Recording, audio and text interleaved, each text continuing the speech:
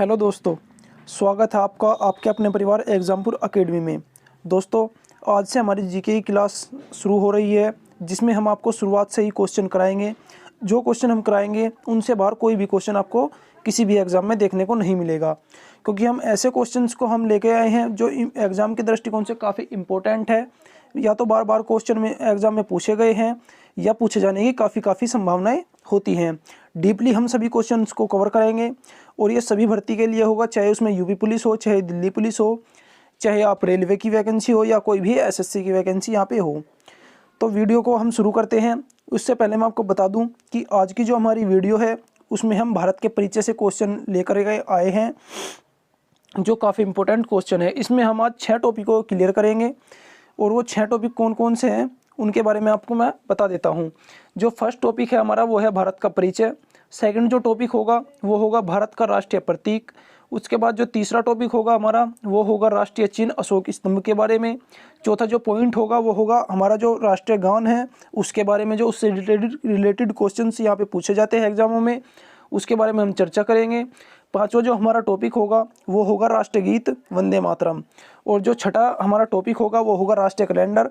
यानी कि कुल मिला के बात ये है कि जो हमारे ये 6 टॉपिक है काफ़ी इंपॉर्टेंट टॉपिक है और इनसे बाहर जो है भारत के परिचय से कोई भी क्वेश्चन नहीं पूछा जाएगा आपको किसी भी एग्जाम में।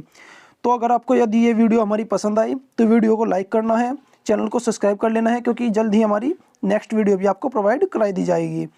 तो चैनल को सब्सक्राइब कर ले, अपने दोस्तों में से ज़्यादा शेयर करें ताकि और बच्चों की भी अच्छे से तैयारी जीके की यहाँ पे हो सके, क्योंकि ज़्यादातर बच्चे जो हैं कोई भी एग्ज़ाम हो उसमें जीके में ही सभी बच्चों को प्रॉब्लम्स आती हैं। लेकिन ये वीडियो देखने के बाद में आप खुद समझ जाएंगे कि आपको जीके में अब कोई भी प्रॉब्लम आने वाली नहीं है, क्योंकि इतने अच्छे से हम आपको ये जीके कराएंगे। इतने इंपॉर्टेंट क्वेश्चन है, आपको सभी क्वेश्चंस की नोट्स बना लेने हैं। यदि आप चाहते हैं कि इन क्वेश्चंस की आपको PDF प्राप्त हो तो आप मुझे मैसेज करिए, कमेंट करिए, मैं आपको इन क्वेश्चंस की PDF भी आपको प्रोवाइड करा दूंगा। तो दोस्तों, देर न करते हुए चलिए शुरू करते हैं हम आज की अपनी ये वीडियो। तो फर्स्ट क्वेश्चन की बात करें हम, हमारा जो आज का टॉपिक है वो है भारत का परिचय। भारत के परिचय से हम बात करें तो जो भारत की खोज की थी पुर्तगाली नाविक वास्को डी गामा थे। उन्होंने जो है भारत की खोज की थी। और जो वास्को डी गामा है ये भारत कब पहुँचे थे? ये पहुँचे थे भारत 1498 ईस्वी में। जो वास्को डी गामा है ये भारत के जो बंदरगाह है भारत का केरल में कालीकट, वहाँ पे ये पहुँचे थे। कब? 20 मई 1498 को ये केरल के कालीकट बंदरगाह पर ये पहुंचे थे वास्को डी गामा। जो वास्को डी गामा थे ये पुर्तगाली थे, ये भी आपको यहाँ से याद रखना है। ये देखिए, ये लिखा है पुर्तगाली नाविक, ये एक पुर्तगाली थे और केरल के कालीकट बंदरगाह पे 20 मई 1498 को भारत पहुंचे थे। जो भारत की प्रारंभिक राजधानी कहाँ थी? कोलकाता थी, जिसे जो है 1912 में द्वितीय जो लॉर्ड हॉर्डिंग थे, 1912 में जब 1912 था तो वहाँ पे जो उस समय वायसराय होया करते थे तो वे थे लॉर्ड हॉर्डिंग। और उनके ही जो लॉर्ड हॉर्डिंग द्वितीय थे उनके ही कार्यकाल में भारत की राजधानी कोलकाता से दिल्ली लाई गई थी। तो क्वेश्चन कभी कभी पूछ लिया जाता है कि भारत की जो राजधानी है दिल्ली, वो कहाँ मतलब कब कोलकाता से कब स्थानांतरित की गई, या दिल्ली से पहले भारत की राजधानी क्या थी? तो भारत की जो राजधानी थी दिल्ली से पहले वो थी कोलकाता, जिसे जो है 1912 में दिल्ली लाया गया भारत की राजधानी को। चलिए आगे चलते हैं। आगे क्या है? भारत का जो स्थापना दिवस है वो भारत का जो स्थापना दिवस या स्वतंत्रता दिवस है वो मनाया जाता है 15 अगस्त को। इस बात का आपको सभी को पता होगा। जो नेक्स्ट क्वेश्चन है हमारा वो है भारत का जो राष्ट्रीय फूल है ये कमल है। आपको क्वेश्चंस बड़े ही आसान दिखाई दे रहे होंगे, लेकिन आसान क्वेश्चन काफ़ी बार एग्जाम में पूछ ले जाते हैं। हम सभी पॉइंटों को यहाँ पे कवर करके चल रहे हैं, तो आपको सभी को अच्छे से पढ़ लेना है और नोट्स बना लेने हैं। चलिए आगे देखते हैं। जो भारत का राष्ट्रीय वृक्ष है वो क्या है? वो है बरगद। जो भारत का राष्ट्रीय वृक्ष है वो बरगद है। और जो राष्ट्रीय पशु है वो है बाघ। जो भारत का राष्ट्रीय पक्षी है, भारत का राष्ट्रीय पक्षी क्या है? वो है मोर। और भारत का राष्ट्रीय फल है आम। तो इन क्वेश्चनों का आप सभी को पता होगा, लेकिन आगे बहुत कुछ है वीडियो में, तो वीडियो को देखते रहिए और ज़्यादा से ज़्यादा लाइक करते रहिए। चलिए आगे देखते हैं। आगे क्या है? जो भारत की राष्ट्रीय नदी है वो गंगा है, जो भारत की सबसे लंबी नदी भी है। जो भारत की राष्ट्रीय नदी है गंगा, वो भारत की सर्वाधिक लंबी नदी भी है। क्वेश्चन काफ़ी बार पूछ लिया जाता है कि भारत की सबसे लंबी नदी कौन सी है, तो गंगा नदी जो है वो भारत की सबसे लंबी नदी है। इसकी जो लंबाई है वो 2510 किलोमीटर है और इसको जो है 4 नवंबर 2008 को मान्यता दी गई थी, यानी कि इससे पहले इसको मान्यता नहीं थी, लेकिन 4 नवंबर 2008 को जो है गंगा को मान्यता दी गई थी। ये आपको यहाँ से याद रखना है। आगे देखते हैं आगे क्या है। जो भारत की राष्ट्रीय ध्वज है, भारत का जो राष्ट्रीय ध्वज गीत है विजय विश्व तिरंगा प्यारा, इसकी जो रचना है वो श्यामलाल गुप्त ने देवनागरी लिपि में की है। काफ़ी बार क्वेश्चन पूछा जाता है कि भारत, या तो पूछ लिया जाता है कि भारत का राष्ट्रीय ध्वज गीत क्या है, या पूछ लिया जाता है कि जो विजय विश्व तिरंगा प्यारा है उसकी रचना किसने की है या किस भाषा में की गई है। तो इसकी रचना की है श्यामलाल गुप्त ने और देवनागरी लिपि में की है। तो ये आपको यहाँ से याद रखना है। आगे देखते हैं आगे क्या है। जो भारत का सर्वोच्च राष्ट्रीय पुरस्कार भारत रत्न है, इसकी जो आकृति है भारत रत्न की वो पान के पत्ते के प्रकार की होती है। यह भारत का सर्वोच्च सम्मान है और इसके तहत कोई भी राशि प्रदान नहीं की जाती है। अगर भारत रत्न की हम बात करें तो ये पान के पत्ते के तरह का एक पुरस्कार होता है। काफ़ी बार एग्जाम में पूछा जाता है कि जो भारत रत्न पुरस्कार है इसकी आकृति कैसी है। और मैं आपको बता दूं, जो भारत रत्न होता है इसके तहत जिस आदमी को ये दिया जाता है उसे कोई भी राशि प्रदान नहीं की जाती है, क्योंकि जो भारत रत्न है वो मरणोपरांत दिया जाता है और इसे देने का जो उद्देश्य है सिर्फ वो इसके तहत कोई भी राशि प्रदान करने का नहीं होता। इसे सिर्फ एक सम्मान के रूप में सरकार किसी व्यक्ति को देती है। ये आपको यहाँ से याद रखना है। आगे देखते हैं आगे क्या है। आगे है भारत का जो राष्ट्रीय खेल है वो क्या है, वो हॉकी है। और जो भारत है, भारत विश्व का सबसे बड़ा संसदीय शासन प्रणाली वाला लोकतांत्रिक देश है। ये भी यहाँ से आपको याद रखना है, पूछ लिया जाता है। आगे देखते हैं आगे क्या है। भारत में 844 प्रकार की भाषा बोली जाती है। भारत में कुल मिलाकर जो है पूरे सभी राज्यों को मिला के और सभी केंद्र शासित प्रदेशों को मिला के 844 प्रकार की भाषाएं बोली जाती है। लेकिन जो है संविधान में जो संविधान है हमारा, संविधान के अनुसार मात्र 22 भाषाओं को ही मान्यता प्रदान की गई है, जिनका जो वर्णन है वो संविधान की 8वीं अनुसूची और अनुच्छेद 343 के अंतर्गत किया गया है। काफ़ी बार एग्जाम में पूछा जाता है कि जो भारत की भाषाएं हैं, 22 भाषाएं हैं, उनका वर्णन किस अनुसूची के तहत किया गया है। तो 8वीं अनुसूची के तहत इनका वर्णन किया गया है और साथ ही संविधान के अनुच्छेद 343 जो है वो भाषाओं से ही संबंधित है। आगे देखते हैं आगे क्या है।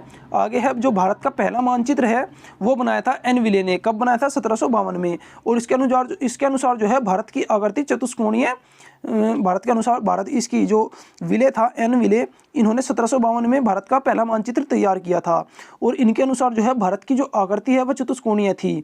ये आपको यहाँ से याद रखना है। आगे देखते हैं आगे क्या है। भारत का जो सबसे पूर्वी बिंदु है उसे वलांगू है। जो भारत का सबसे पूर्वी बिंदु है वो है वलांगू, जो कि अरुणाचल प्रदेश में पड़ता है। जो पश्चिमी बिंदु है वो क्या है? पश्चिमी बिंदु है भारत का सरक्रीक, जो कि गुजरात में है। आपको याद रखना है, काफ़ी बार एग्जाम में पूछा जाता है। आगे क्या है। जो दक्षिणी बिंदु है उसे बोलते हैं इंदिरा पॉइंट। काफ़ी बार एग्जाम में आया हुआ क्वेश्चन है, तो आपको याद रखना है। नेक्स्ट क्वेश्चन है, कर्क रेखा जो है वो भारत के 8 राज्यों से होकर गुजरती है। वे 8 राज्य कौन कौन से आपको नोट कर लेने हैं? राजस्थान, गुजरात, मध्य प्रदेश, छत्तीसगढ़, झारखंड, पश्चिम बंगाल, त्रिपुरा एवं मिजोरम। ये 8 राज्य हैं जिनसे कर्क रेखा होकर गुजरती है। और जो विषुवत रेखा है वो भारत में त्रिवेंद्रम से होकर गुजरती है। आपको याद रखना है कि जो विषुवत रेखा है वो त्रिवेंद्रम से होकर गुजरती है। भारत की जो स्थलीय सीमा है वो 7 देशों के साथ लगती है। ये देश इतने इंपॉर्टेंट नहीं है कि किन देशों के साथ लगती है, लेकिन ये पता होना चाहिए कि 7 देशों के साथ जो है भारत की स्थलीय सीमा लगती है। लेकिन जो भारत के 17 राज्य है वो अन्य देश की सीमा के साथ लगे हुए हैं। ये भी क्वेश्चन काफ़ी बार पूछा गया है कि भारत के कितने राज्य अन्य देश की सीमा के साथ सीमा साझा करते हैं। तो जो भारत के 17 राज्य हैं वे अन्य देशों की सीमा को साझा करते हैं। नेक्स्ट क्वेश्चन है हमारा, जो भारत में द्वीप है, भारत में कितने द्वीप है?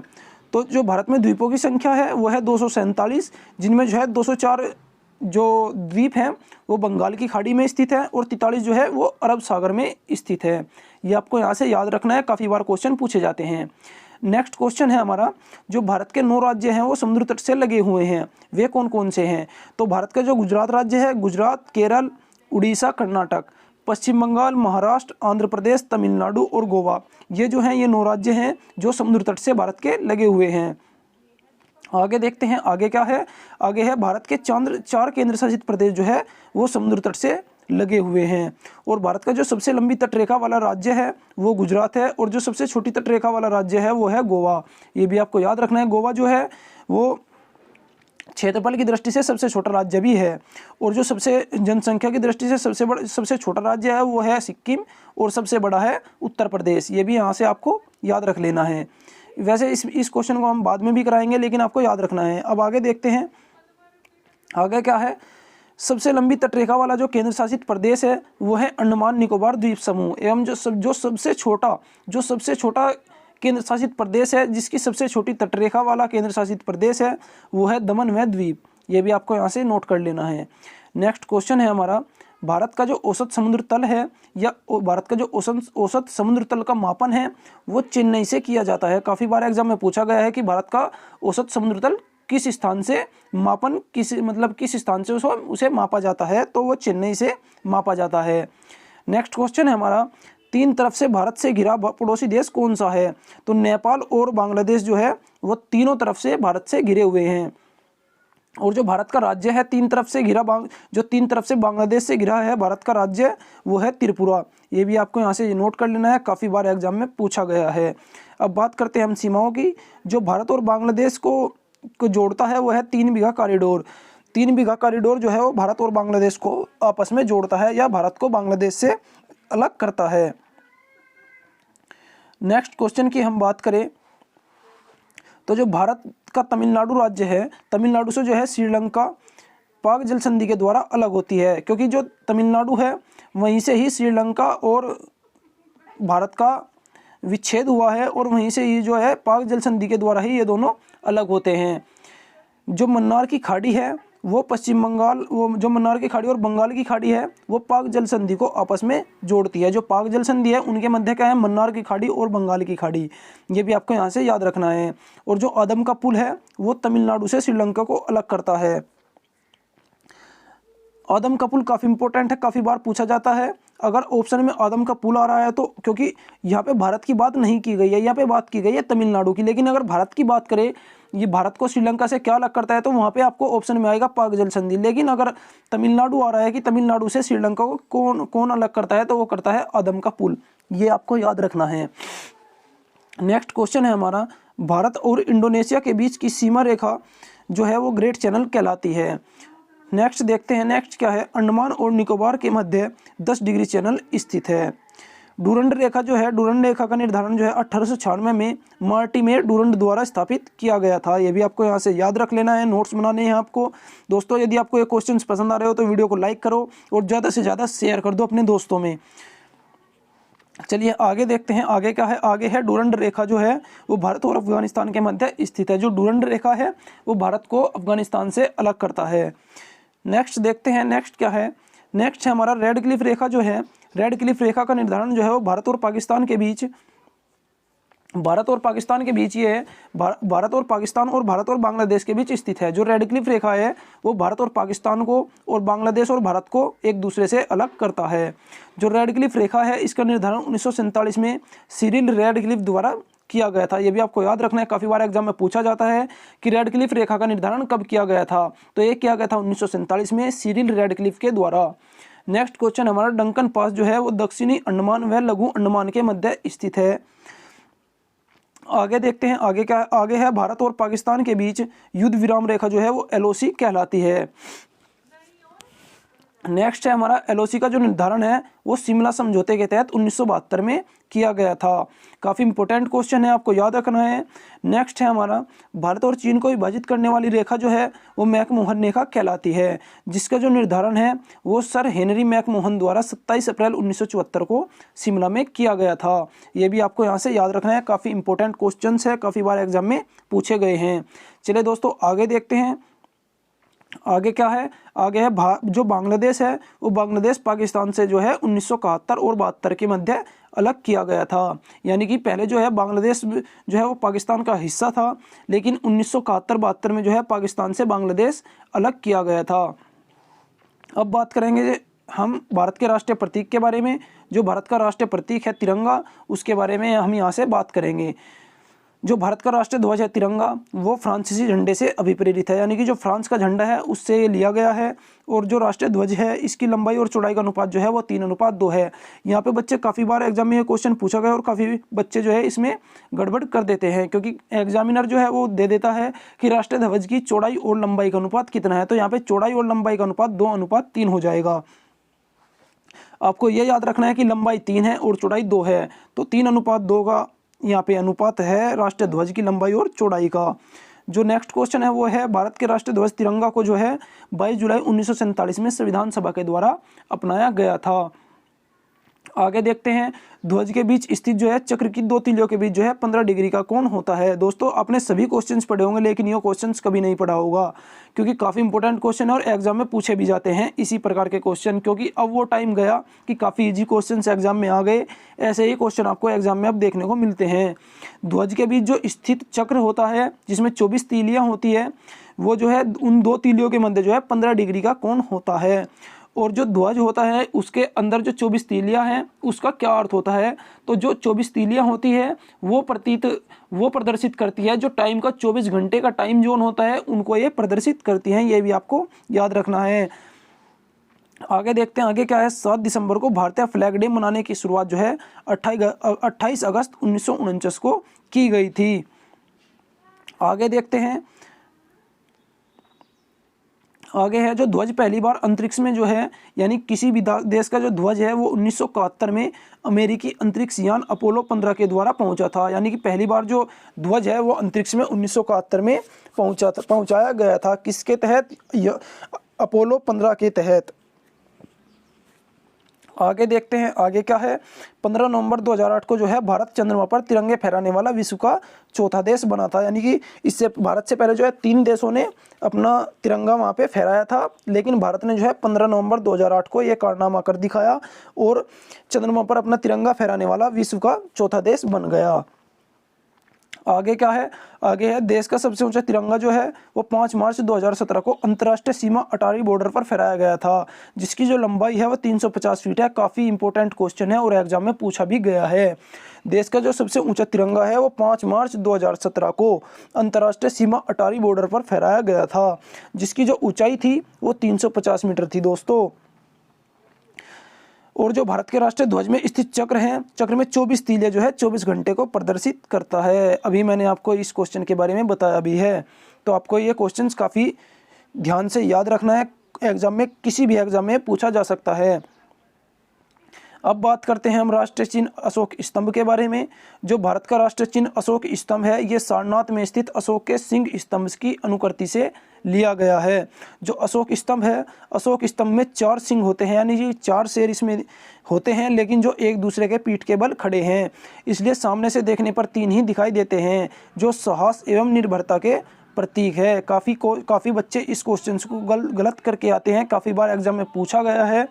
क्वेश्चन पूछ लिया जाता है कि अशोक स्तंभ में कितने शेर हैं, लेकिन वहाँ पे बच्चे 3 ही लगाते हैं, क्योंकि उन्हें सामने से 3 ही दिखाई देते हैं, लेकिन वहाँ पे 4 शेर होते हैं, एक पीछे की तरफ भी होता है।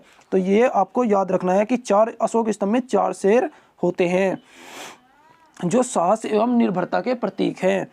नेक्स्ट है हमारा, अशोक स्तंभ का जो निर्माण है वो मौर्य सम्राट अशोक ने सारनाथ में करवाया था।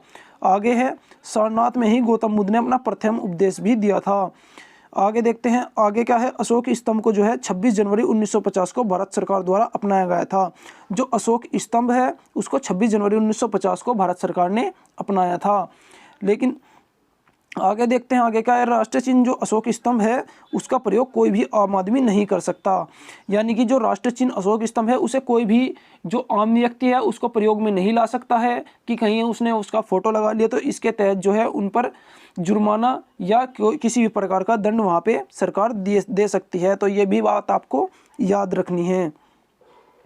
आगे हम पढ़ते हैं राष्ट्रगान के बारे में। जो हमारा राष्ट्रगान है जन गण मन, उसके बारे में हम यहाँ पे पढ़ेंगे।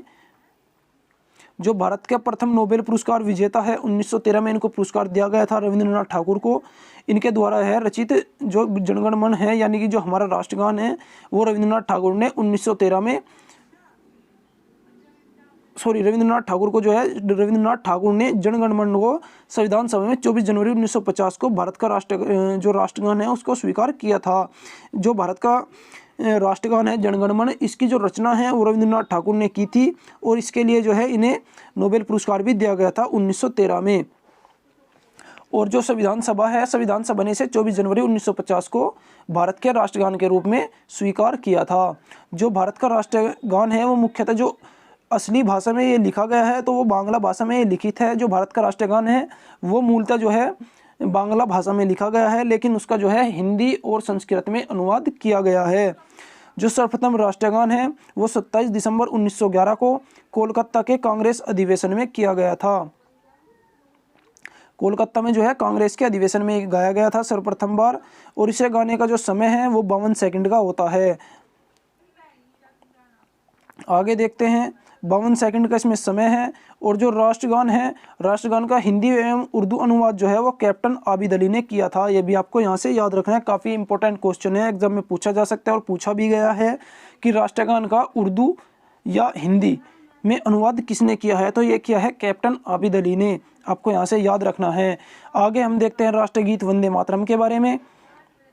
जो राष्ट्रगीत है हमारा वंदे मातरम, राष्ट्रगीत वंदे मातरम की जो रचना है वो की है बंकिम चंद्र चटर्जी ने। और जो राष्ट्रगीत है हमारा वंदे मातरम, इसको लिया गया है आनंद मठ से। ये आपको यहाँ से याद रखना है। जो राष्ट्रगीत वंदे मातरम है इनको 26 जनवरी 1950 को अपनाया गया था राष्ट्रगीत वंदे मातरम को, और राष्ट्रगान को अपनाया गया था 24 जनवरी 1950 को। सर्वप्रथम जो है 1896 में भारतीय राष्ट्रीय कांग्रेस के अधिवेशन में पहली बार इसे गाया गया था, जिसकी जो अध्यक्षता है वो रहीमतुल्लाह सियानी ने की थी। जो राष्ट्रगीत है, राष्ट्रगीत को गाने का समय जो है वो 1 मिनट 5 सेकंड होता है, यानी कि 65 सेकंड राष्ट्रगीत को गाने का समय होता है। जो राष्ट्रगीत है, राष्ट्रगीत को सर्वप्रथम पंडित ओमकार नाथ ठाकुर ने गाया था। काफ़ी बार एग्जाम में पूछा गया है कि राष्ट्रगीत को सर्वप्रथम किसने गाया था, तो ओमकार नाथ ठाकुर ने सर्वप्रथम राष्ट्रगीत को गाया था। और संसद के अधिवेशन का जो प्रारंभ है वो जनगण मन से तथा जो समापन होता है वो वंदे मातरम से किया जाता है। ये भी आपको यहाँ से याद रखना है। दोस्तों, आपको ये वीडियो कैसी लग रही है हमें कमेंट करके अवश्य बताएं, और वीडियो को ज़्यादा से ज़्यादा लाइक करें और अपने दोस्तों में भी शेयर कर दें, और चैनल को सब्सक्राइब करना न भूलें। चलिए देखते हैं राष्ट्रीय कैलेंडर के बारे में, जो कि आज का हमारा छठा टॉपिक है। इसे जो है राष्ट्रीय कैलेंडर जो है इसे ग्रेगोरियन कैलेंडर के साथ 22 मार्च 1957 को अपनाया गया था। यह शक संवत 78 ईस्वी पर आधारित है। राष्ट्रीय पंचांग का जो पहला महीना है वो चैत्र होता है और अंतिम महीना फाल्गुन का होता है। राष्ट्रीय पंचांग का जो पहला दिन है वो सामान्य 22 मार्च को और लीप वर्ष में 21 मार्च को पड़ता है, यानी कि 22 मार्च से जो ग्रेगोरियन कैलेंडर है या हमारा राष्ट्रीय कैलेंडर है उसका जो पहला दिन होता है वो 22 मार्च को होता है, और यदि लीप ईयर हो तो लीप ईयर में 21 मार्च को उसका पहला दिन पड़ता है। जो शक संवत है, शक संवत के आधार पर ही देश का वित्तीय वर्ष 1 अप्रैल से शुरू किया जाता है। आप सभी को पता होगा कि जो वित्तीय वर्ष है वो 1 अप्रैल से शुरू किया जाता है, वो इसी के आधार पर किया जाता है। तो दोस्तों, ये थे आज के हमारा इम्पोर्टेंट टॉपिक भारत का परिचय। जो हमारा नेक्स्ट टॉपिक होगा वो होगा विश्व का भूगोल, जिससे हम काफ़ी इंपॉर्टेंट क्वेश्चंस आपके लिए लेकर के आएंगे, और उनसे बाहर कोई भी क्वेश्चन आपको किसी भी एग्जाम में देखने को नहीं मिलेगा। इसलिए चैनल को जल्दी से सब्सक्राइब कर लें और अपने दोस्तों में भी शेयर कर दें, ताकि ज़्यादा से ज़्यादा सब्सक्राइबर आप लेकर आ सकें हमारे लिए, और ज़्यादा से ज़्यादा बच्चों का यहाँ पर भला किया जा सके। दोस्तों, आज की वीडियो में बस इतना ही। वीडियो अगर आपको पसंद आई हो तो हमें कमेंट करके अवश्य बताएं, और बस आज के लिए इतना ही। मिलते हैं अपनी नेक्स्ट वीडियो में। जल्दी आपको नेक्स्ट वीडियो विश्व का भूगोल प्रोवाइड की जाएगी। तब तक के लिए धन्यवाद। जय हिंद, जय भारत।